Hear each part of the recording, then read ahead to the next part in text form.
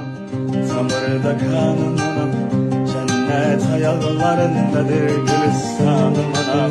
Sensiz söz ve sürek Allah ayırmasın, kederi zulmet ile geçer sensiz anam anam. Şöhretim şanım anam, melimat sanım anam, ne kadar ifkanlar bitip bile gülşenlerinde, sen ki bir ömrü fida eylemiş evladına, ne kadar azap gizlenip saçınından.